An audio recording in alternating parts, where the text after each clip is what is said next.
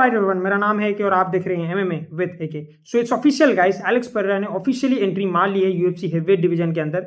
कुछ ही समय पहले ही डायना व्हाइट ने आके यूएफसी 327 का मेन इवेंट हमारे सामने अनाउंस कर दिया है and it's Carlos सुलबर्ग versus eri Prochazka for the undisputed light heavyweight championship. इसका सीधा मतलब ये है कि एलेक्स पेरेरा ने अपनी बेल्ट वेकेट कर दी है एंड अब वो फाइट करने वाले हैं अपनी थर्ड बेल्ट के लिए in the UFC heavyweight division. For the first time in UFC history कोई फाइटर 3 डिवीजन चैंपियन बनने के लिए फाइट में उतरने वाला है। अब इसका मतलब ये भी है कि टॉम एस्पिनल का पत्ता अब कर चुका है भाई लोग।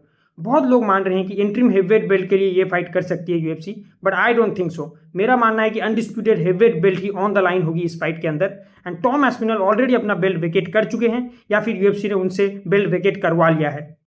So the moral of the story is Alex Pereira officially is in the heavyweight division right now and he is fighting for the undisputed heavyweight championship at the UFC White House event. But the question is, who will be the opponent of Alex Pereira? सबसे ऊपर जो नाम निकल कर आ रहा है वो है number 1 contender of UFC heavyweight division Ciryl Gane का। एंड अगर एलेक्स पेरेरा सिरिल गान से फाइट कर रहे हैं तो it's a tailor made match of for Alex Pereira. And मेरे हिसाब से अगर ये फाइट हो रही है तो मुबारक हो guys, because you are getting your first 3 division champion in the UFC। लेकिन अगर मैं कहूं कि सिरिल गान वो बंदा नहीं होने वाला जो एलेक्स पेरेरा से फाइट करेगा तो आपका रिएक्शन क्या होगा? Shocking right? लेकिन देयर इज अ पॉसिबिलिटीज, क्योंकि एलेक्स पेरेरा की ये फाइट व्हाइट हाउस इवेंट में होने वाली है।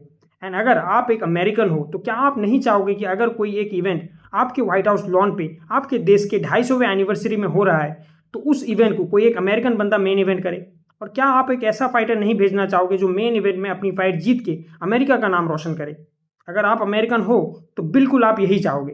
एंड यही वो रीज़न है जिसकी वजह से यूएफसी इलिया टपुरिया वर्सेस जस्टिन गेची के फाइट को व्हाइट हाउस इवेंट में नहीं डाल पा रही, क्योंकि कोई भी अपने देश के 250वें एनिवर्सरी में अपने देश के व्हाइट हाउस लॉन पे अपने ही देश के फाइटर को आउट कोल नॉकआउट होता हुआ देखना नहीं चाहेगा।